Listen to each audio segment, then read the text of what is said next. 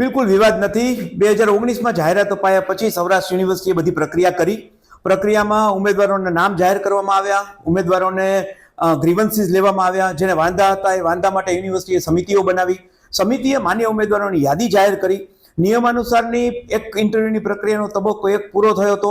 એમાં assistant professor 10 જણાની નિમણૂક કરવાની હતી, એ નિયુક્તિ થઈ ગઈ હતી. ત્યારબાદ એસોસિએટ પ્રોફેસરની નિયુક્તિ કરવાનો સમય હતો. એ વખતે એવી વાત ઉપાડવામાં આવી કે એસોસિએટ પ્રોફેસરમાં જે અનુભવ ગણાય છે એમાં અધ્યાપક સહાયકની નિમણૂક જે રાજ્ય સરકાર કરે છે એને પૂરો પગાર નથી આપતા, માટે એનો અનુભવ ગણાય નહીં.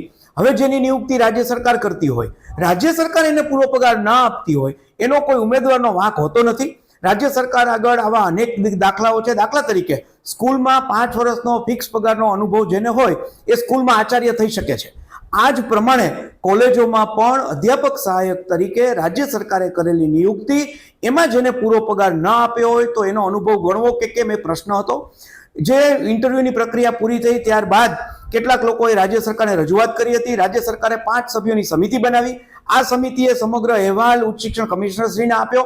ઉચ્ચ શિક્ષણ કમિશનરશ્રીની કચેરીએ શિક્ષણ વિભાગને મોકલ્યો હશે અને છેવટે રાજ્ય સરકારે એવું કીધું કે અમે જેની ભરતી કરી છે એ ભરતીનો અનુભવ તમારે અનુભવ તરીકે ગણવો જોઈએ. ગણવાપાત્ર અનુભવ ધ્યાને લેતા જે પસંદ થયેલા ઉમેદવારો હતા એને આજે નિમણૂક આપવામાં આવી છે. મારું તો એવું કહેવું છે 1 વર્ષ સુધી આ પ્રક્રિયા લંબાણી. 1 વર્ષ સુધી સૌરાષ્ટ્ર યુનિવર્સિટીને 10 પ્રોફેસરો ઓછા મળ્યા. 1 વર્ષ સુધી વિદ્યાર્થીઓને કેટલાક લોકોએ અન્યાય કર્યો. 1 વર્ષ સુધી નેકની અંદર આપણે જે માર્ક મેળવી શકતા હતા એ મળ્યા નહીં. રાજ્ય સરકારે બહુ મોડા પણ સાચી વાતને ઉજાગર કરી છે.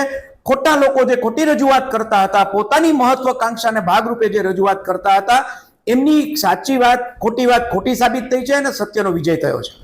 બંને વાત ખોટી છે. હિન્દીમાં 2 ઉમેદવાર હતા, એજ્યુકેશનમાં 6 ઉમેદવાર હતા. 6 ઉમેદવારે ઇન્ટરવ્યુ આપ્યો છે અને મેરિટના આધારે 6 માંથી 1ની પસંદગી થઈ છે. હિન્દીમાં પણ 2 ઉમેદવાર હતા અને 2 માંથી 1ની પસંદગી થઈ છે.